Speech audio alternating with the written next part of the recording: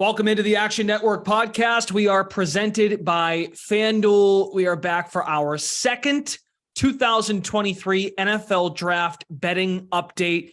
Yours truly, Brendan Glasheen, with Luke Swain and Travis Reed. We're taking you up until draft week, 5 weeks away, scheduled for Thursday, April 27th, and it's being held in Kansas City this year. So Travis and Luke will join every week. If you missed the first one, I suggest you go check it out. The pilot episode, really good stuff. A lot's changed since then, but we look forward to having more.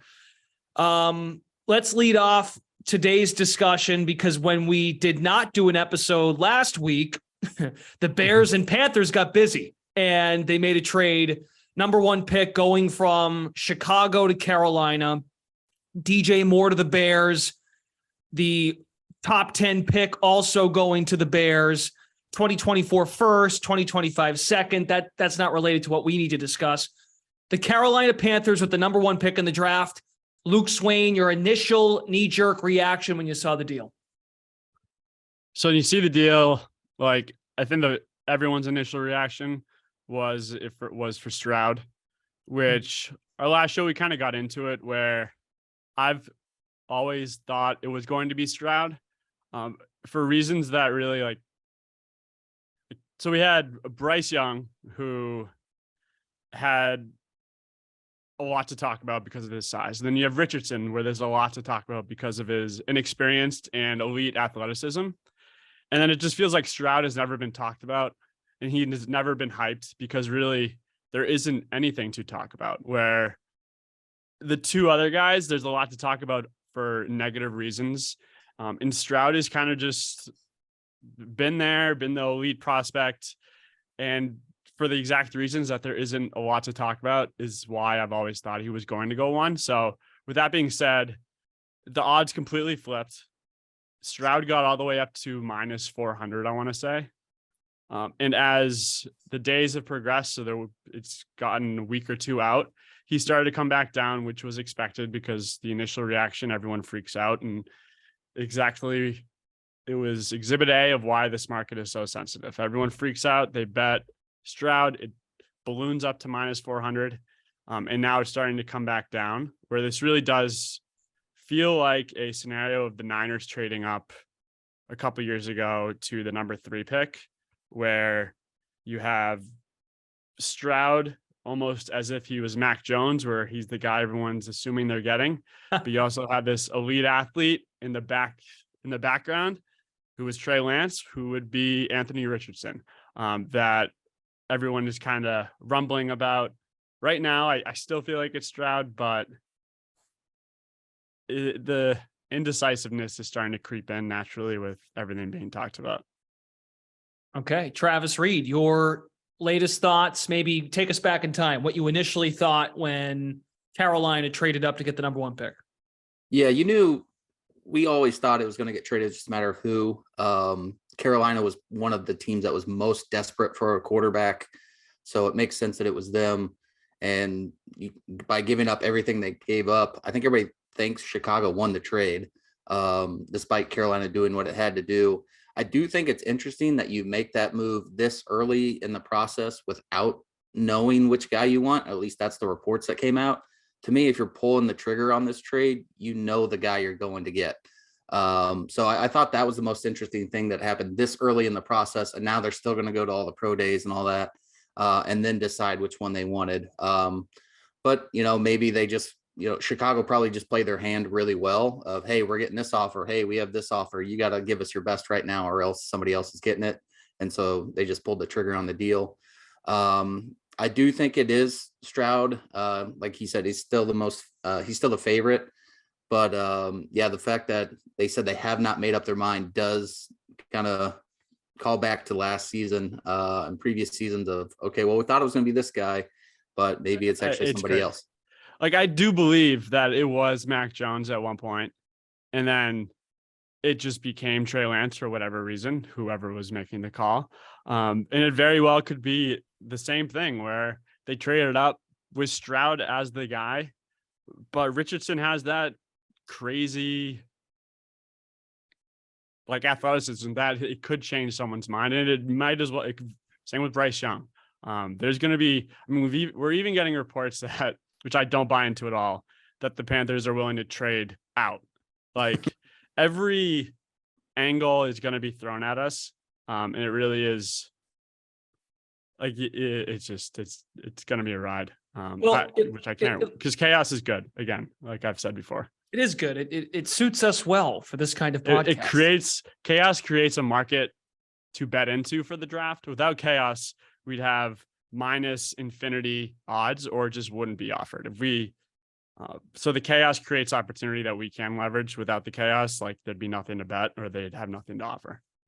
Well, we've immediately learned a lesson too from our first episode in terms of when you bet this kind of market, as Luke said, all the money comes in on Stroud, the lines change.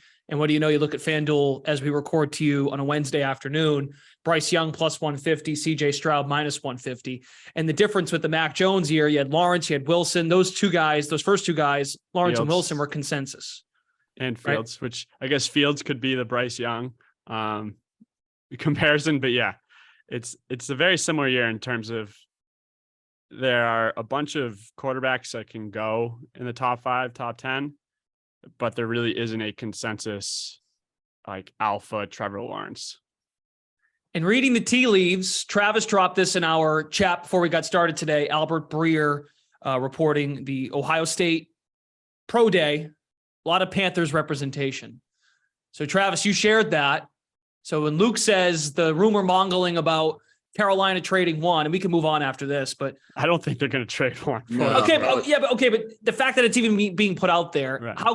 How can we possibly believe that when you've got this whole list? Frank Wright, assistant GM Dan Morgan, the offensive coordinator's going, the scouting director's going, another scout. Like everyone, like, are their wives going too? Like it's a whole party going to Ohio State Pro Day for CJ Stroud.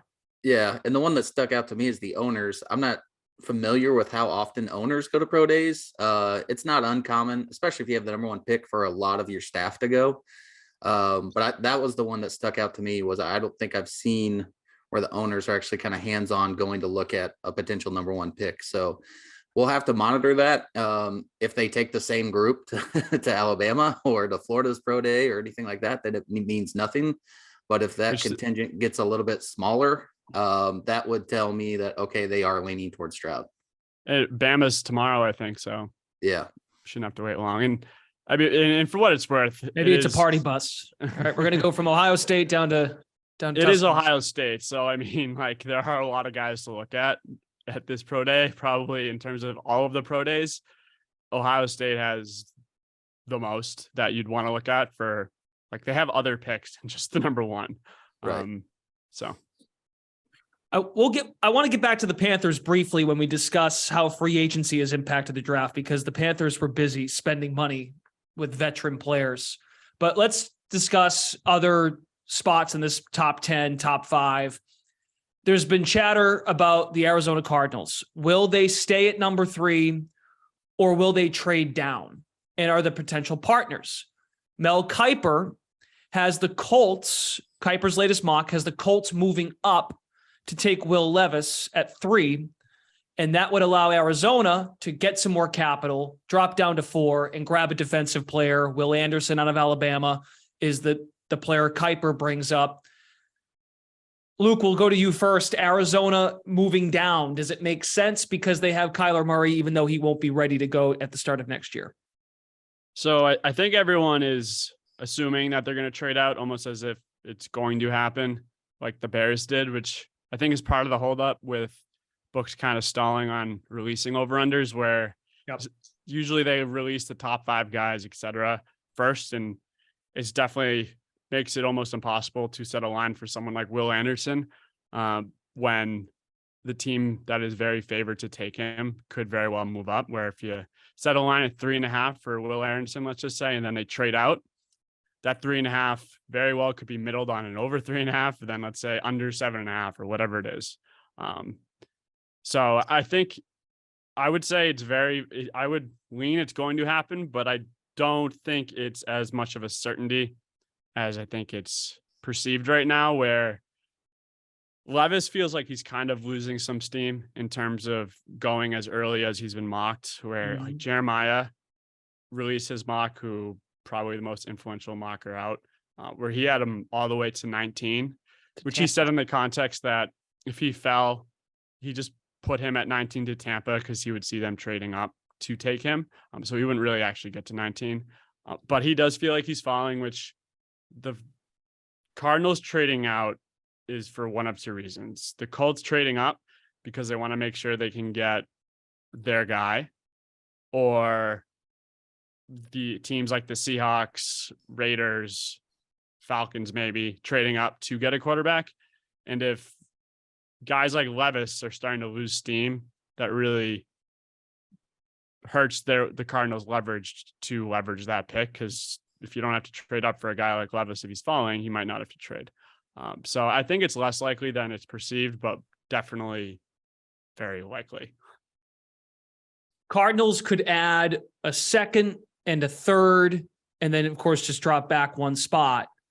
Travis, does this make sense when you consider the risk of letting a Will Anderson drop? Because it's about, and it's laid out in Kuiper's mock, where if you drop, and just going off Kuiper for now, I know Luke brought up Jeremiah, we'll get to him in a minute.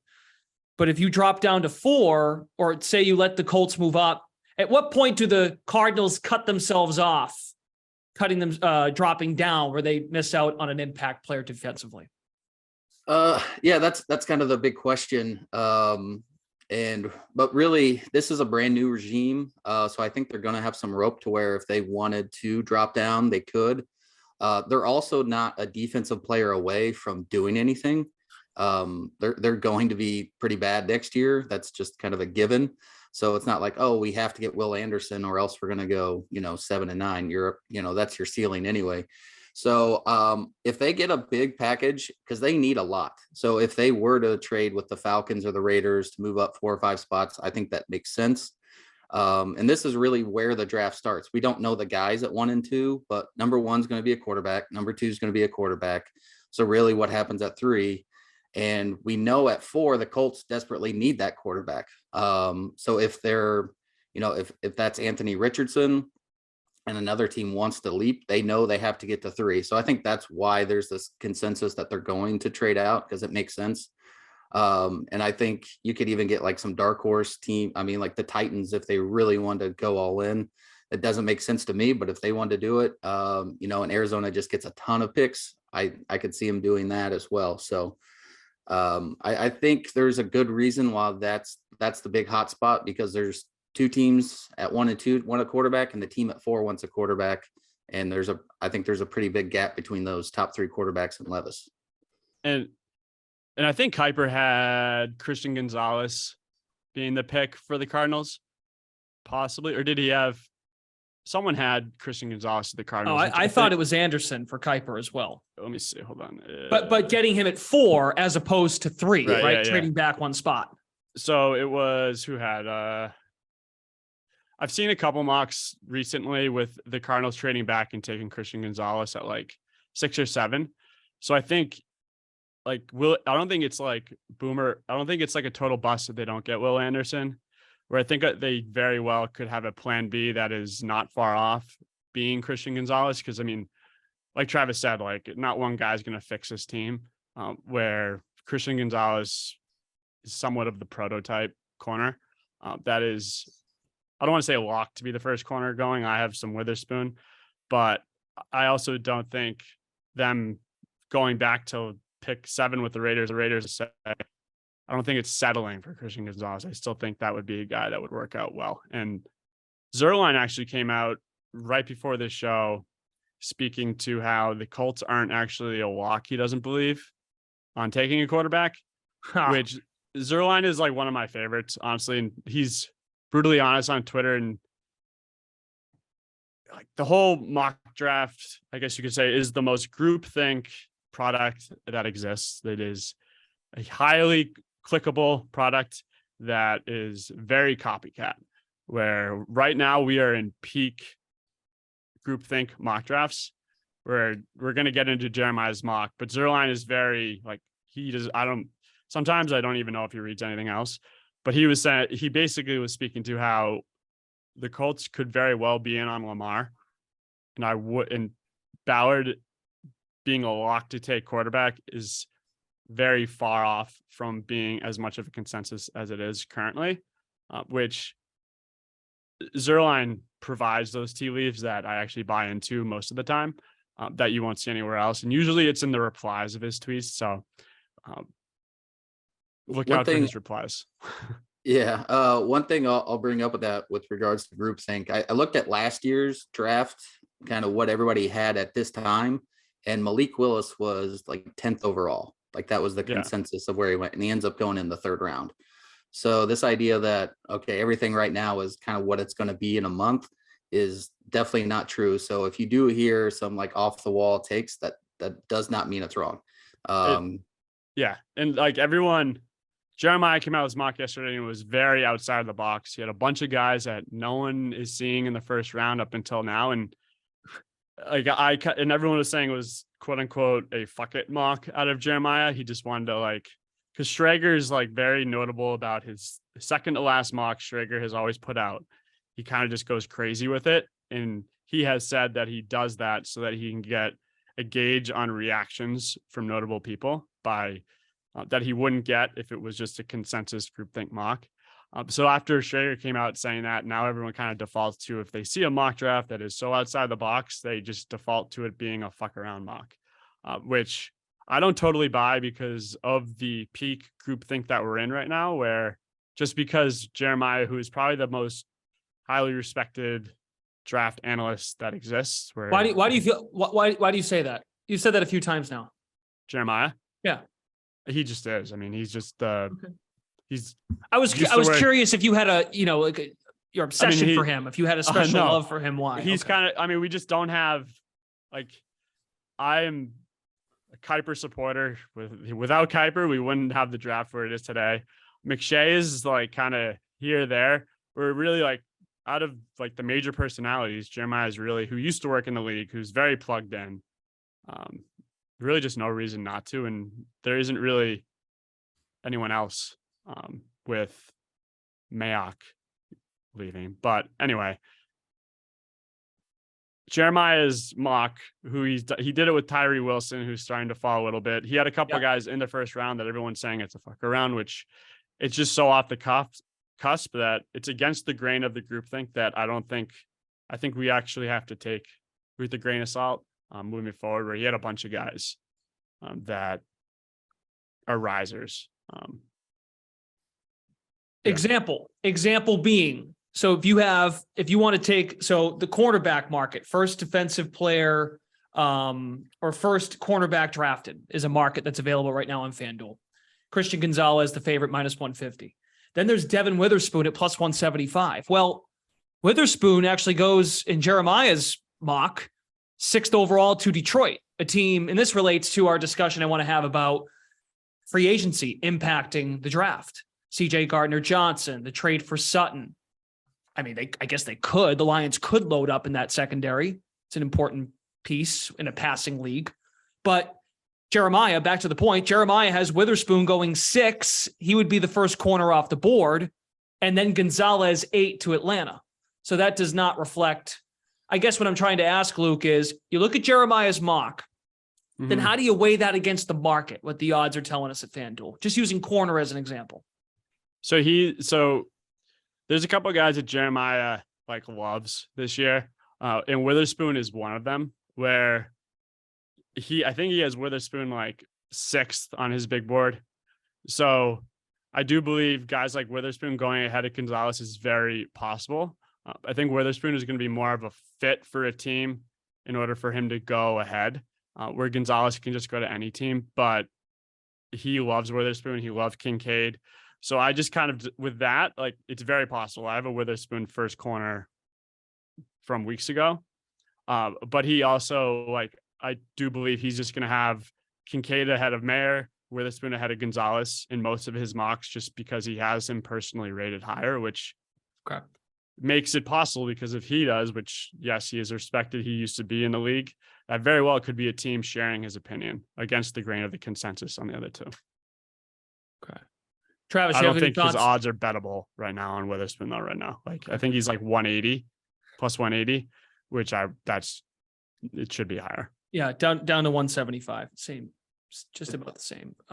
Is what you said.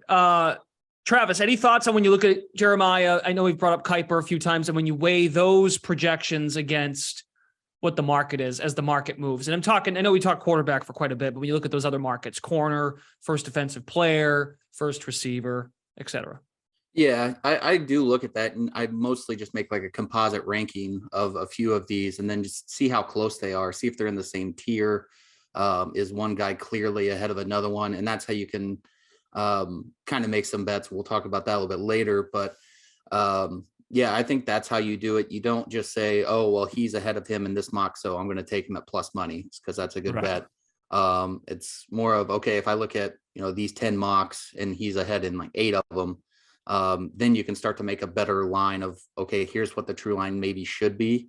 And then you can make your bets like that. But one of the things he said with Jeremiah, which is hard for all of us to do, is we all have opinions on these players. Right. But that's not the goal of the market. You're trying to predict what other people think of the players.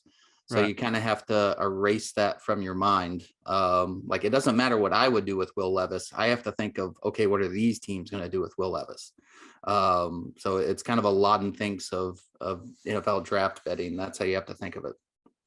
Oh, my mind's twisted in a pretzel though, because if you're telling me you respect Kuiper, you respect Jeremiah, well, I'm looking at the board and what they've got.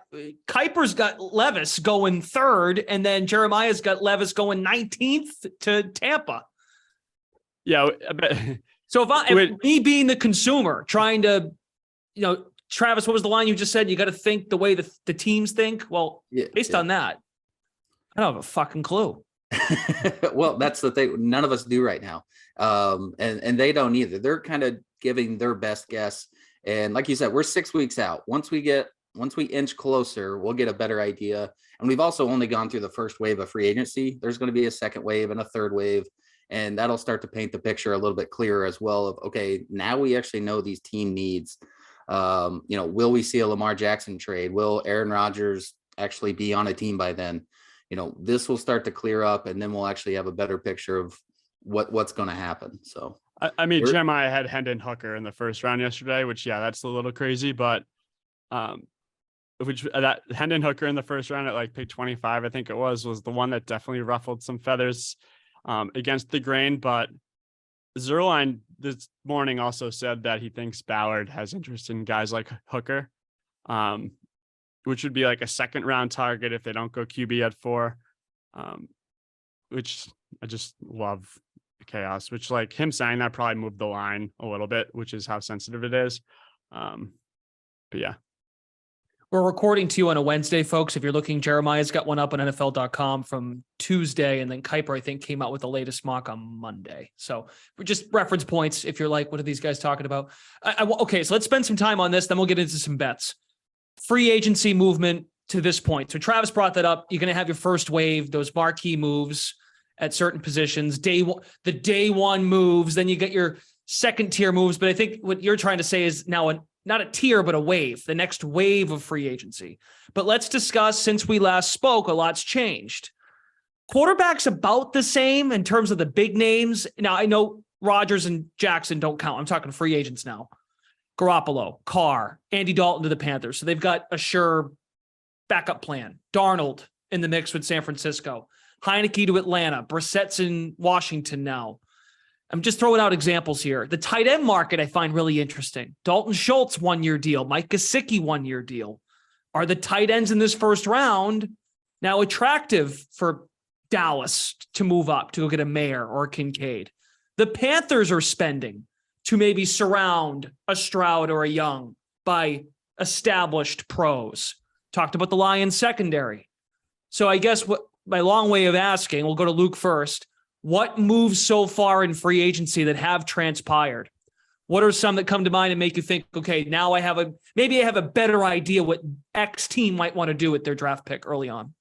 Yeah. So there's a couple teams like the Raiders getting Jimmy G. That actually like strengthens my feel on them having interest on a guy like Richardson, which like goes back to the Trey Lance comparison, which is like actually the guy where, like, to me, Richardson is, if he doesn't go 1, which right now, I don't think he is, but Thomas Davis kind of threw out some feelers yesterday. But like teams like the Seahawks and the Raiders now, after the Seahawks signed Geno and the Raiders signed Jimmy, make Richardson, who's assumed a guy that can't start day one, very plausible. And then the Lions signing a couple of corners. I don't think the consensus of them going corner at 6 is nearly as strong anymore. Yep. I think they very well could be in on a guy like Tyree Wilson, or trade. I guess you could say. I hate talking trades, but where I don't think corner should be a consensus. And then like even further back, moves like Thielen leaving the Vikings, which is I think they're at 24. But right now, everyone's assuming that the Vikings are taking a corner, and I think honestly, like they very well could be in the market for a wide receiver. Where I have this like galaxy brain comparison of if Thielen was Roddy White, who left the Falcons, Right. and Jordan Addison is Calvin Ridley to Julio, but to Jefferson, where as in stock is somewhat falling, where I think like the mid-20s is like his range right now, where a team like the Vikings, who just lost Thielen, who was like the route runner, et cetera, hoping to take heat off of Jefferson, very well feels like a Calvin Ridley, who is Addison's comp to Julio, et cetera, Jefferson, where those are like, that's a deeper one where everyone wants to focus on like the top 10 picks. I get it. But things obviously happen later. And a guy like Addison, I could see to the Vikings.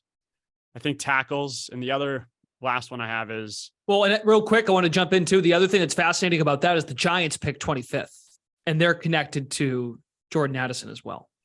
Which when and Minnesota's at 23. Minnesota's 23. Yeah, like that is his range. And then the last one is these tackles getting paid a ton. Like tackles becoming the premium where the tackle position is being looked at as almost like quarterbacks where teams want that 5th-year option now so that they don't have to pay them, where there are a lot of tackles. And I think just purely based off of free agency and where the market is going with tackles, we could see more than normal go in the first round for financial reasons and 5th-year options. Okay. I like it. Yeah. Orlando Brown, big contract with Cincinnati, Taylor to the Chiefs. The Texans, what's his name? Gas mask guy. Yeah. Who's the guy on the Texans that just got a huge deal with? Tunsil, yeah. Yeah. He's the one that reset everything. He's the highest paid tackle ever now. Yep. Travis, thoughts when you look at what's happened so far in free agency?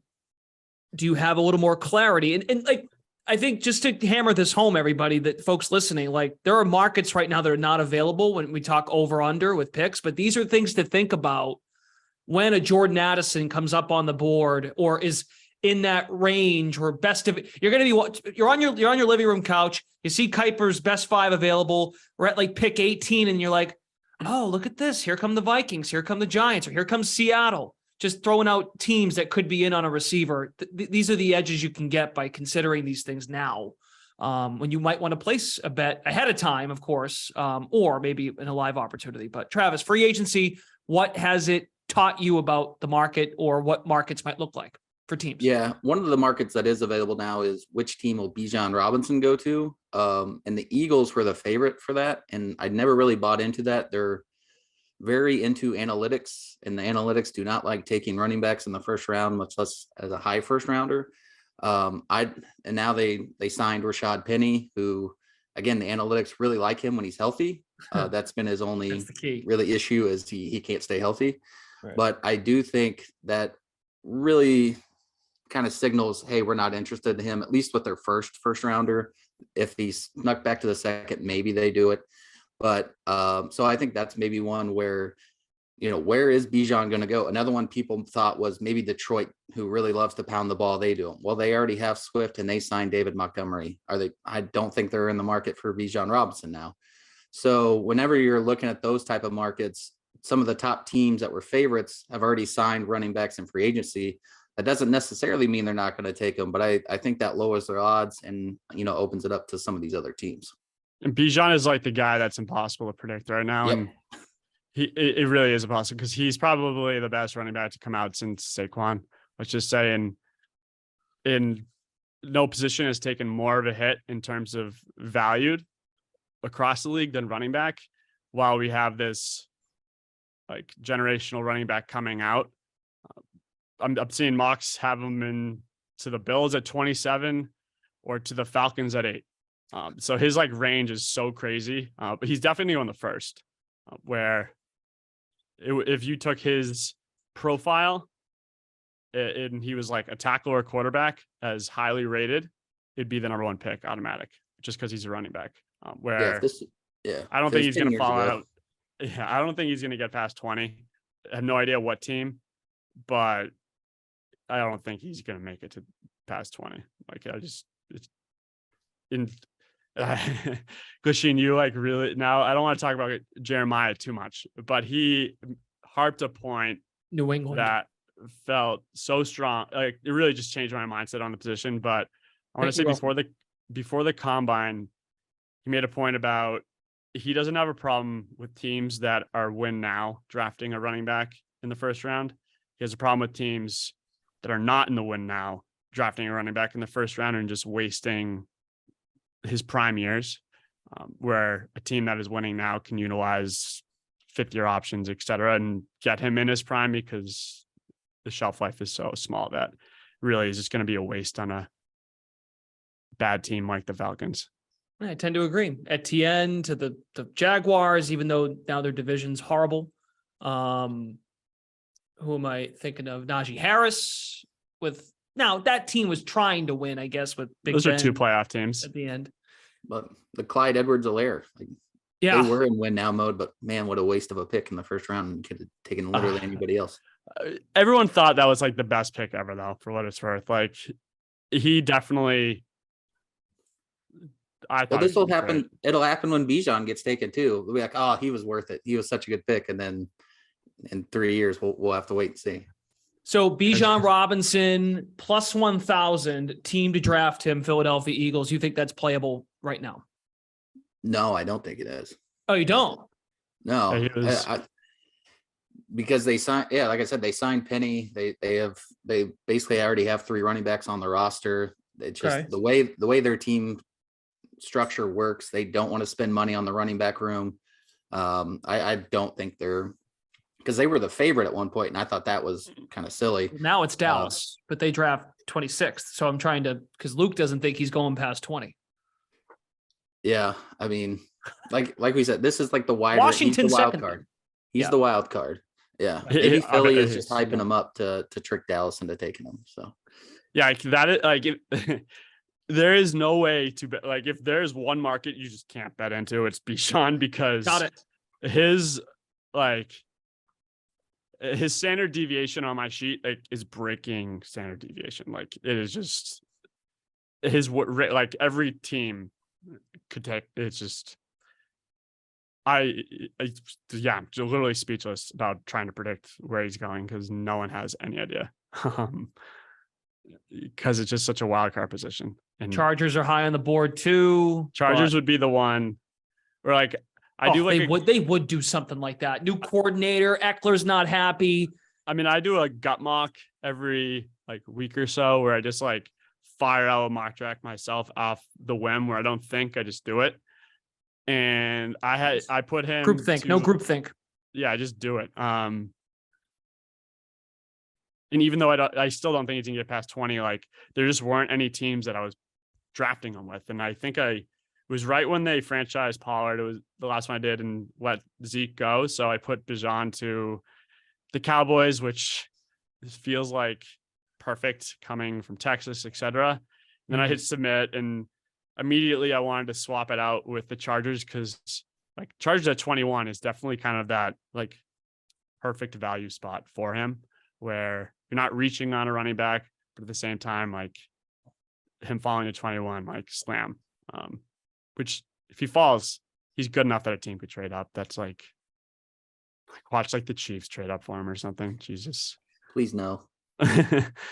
Now, there's no market for a team to draft Michael Mayer or Dalton Kincaid. I bring up tight ends because I did find the Dalton Schultz, the Mike Gesicki 1-year prove-it deals. I bring that up not because of the teams that made those moves, but the teams that decided to move on. So Dallas is another one. They don't have Schultz, and Dallas. I'm really intrigued by Dallas because of this, the running back, but also you bring in older players, Gilmore at corner, Cooks as the second receiver, but Schultz has been a binky for Dak Prescott when to see the end of that game against San Francisco. Yeah. Who was he going to?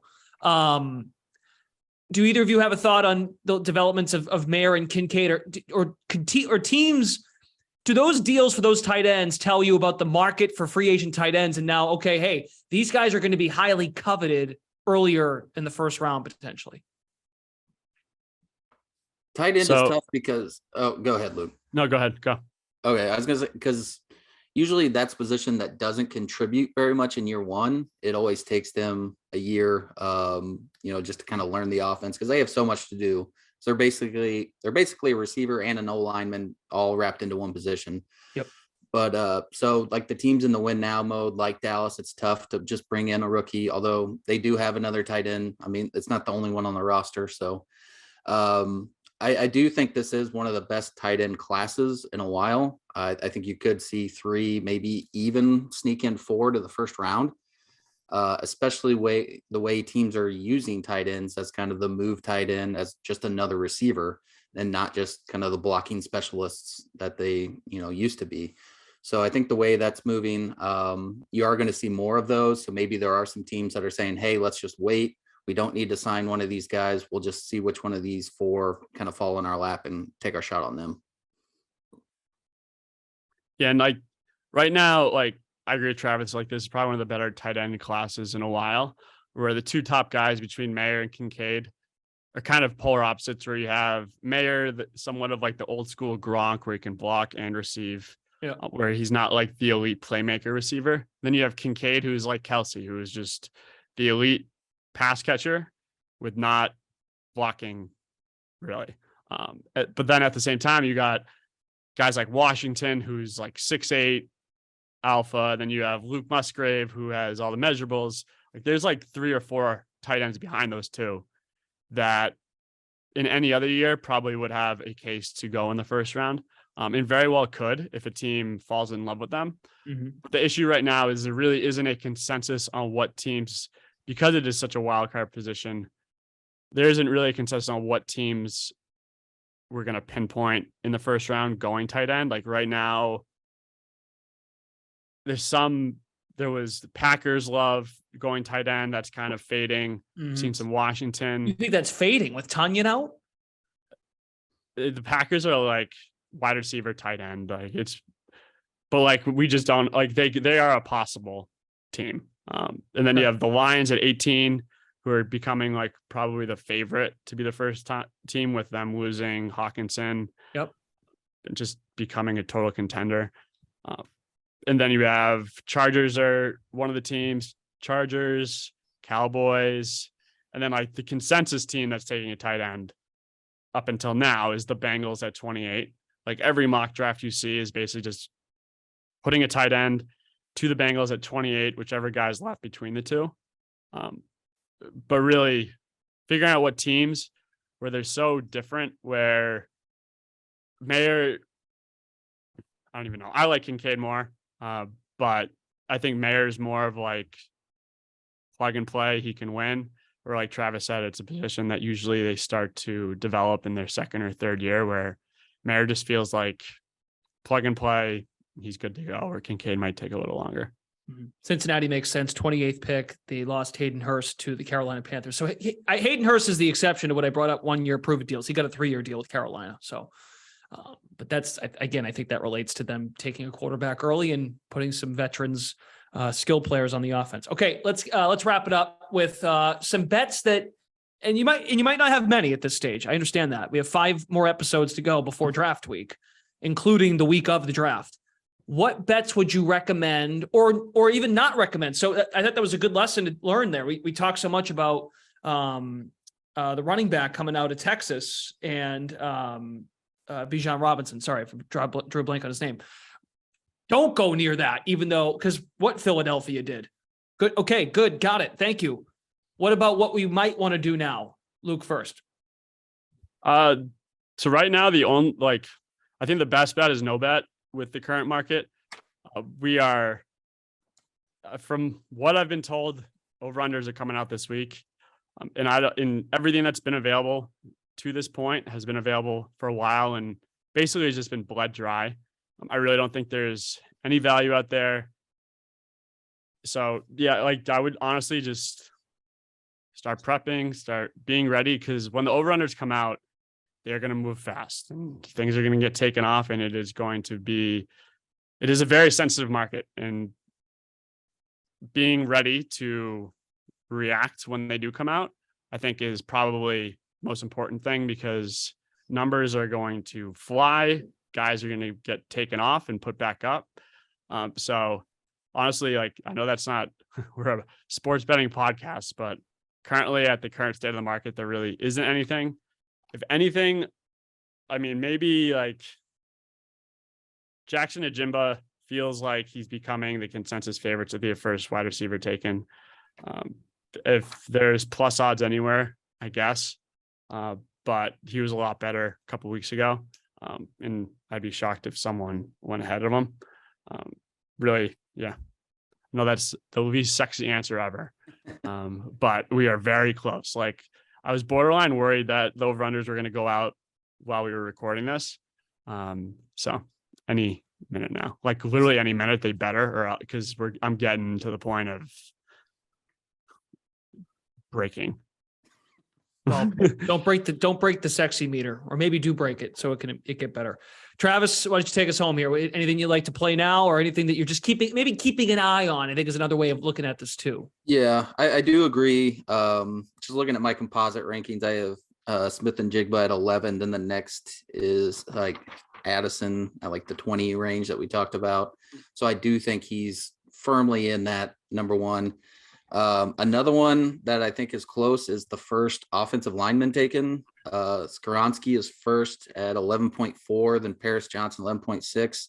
The guy that's been really rising in that market is Broderick Jones. Okay. Now I'm at 14.5. So he's kind of moved up, like I talked about earlier, in that same tier. And he's currently 5-1 to be the first offensive lineman taken. So that's one I could see, if you like taking a shot, that he could leap those other two. I mentioned on the last pod that Skoronski, some people think he's more of a right tackle, whereas Broderick Jones, maybe more teams will think of him as a left tackle. So that could be another step in that direction. So he's kind of that guy that's been rising to catch those other two. So I think 5-1, that's a decent stab for that market. All right. Excellent. Fellas, good stuff. Luke Swain, Travis Reed, you can find their work over at Action Network, and also each and every week when we come to you live for our NFL draft betting update here on the Action Network podcast. We will join you again midweek next week. We're here every week up until draft week, when the draft begins Thursday, April 27th. Thanks so much for listening. Brendan Glasheen signing off from the Action Network podcast presented by FanDuel. We'll catch you next time.